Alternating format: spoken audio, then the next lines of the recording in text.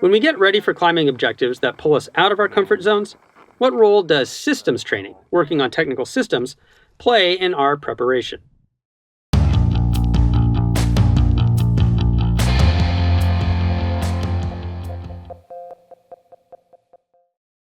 Hello again, I'm Jason.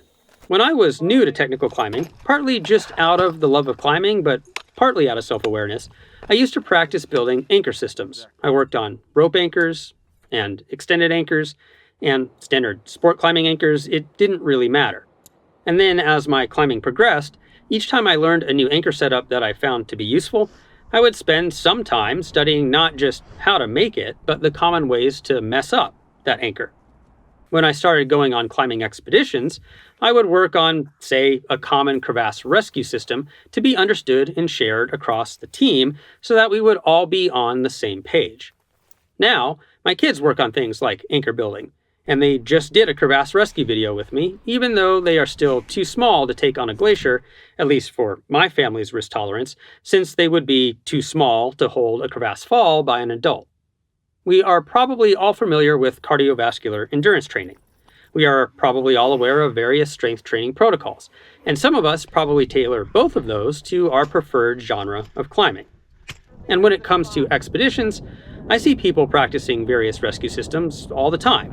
I'm not sure this is as universal, but I do see a lot of it. But as I think about learning systems, we will often hear guides and other mountain professionals talk about trying out a system or skill on the ground or in a lower consequence environment before taking it into the wild. This is essentially the same concept as an expedition team practicing a crevasse rescue system, but I don't see it applied to subsystems or subskills quite so often.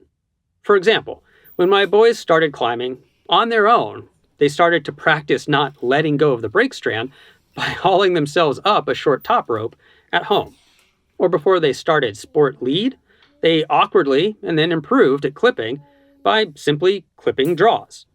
What started from a place of I love climbing and I enjoy messing around with systems that make climbing efficient and safer has become a more intentional practice. Sure, for someone like myself who has been climbing a long time now, it mostly is about rescue procedures, belay escapes and the like for rock season, crevasse rescue hauls for expedition season, and various ice and avalanche-specific realities in the winter. But for climbers who are new or being exposed to new things season after season, like my kids, we try to break down the requisite climbing knowledge into skills and component parts and work on those. There might be new knots to learn.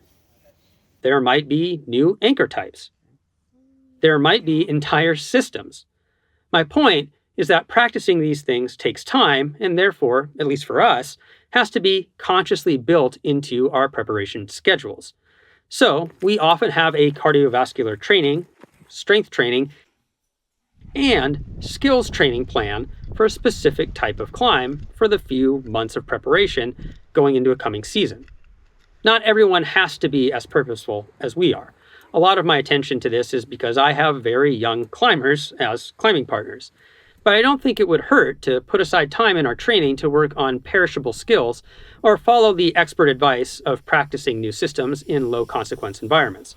If we have time set aside to do so, we are probably much more likely to follow through.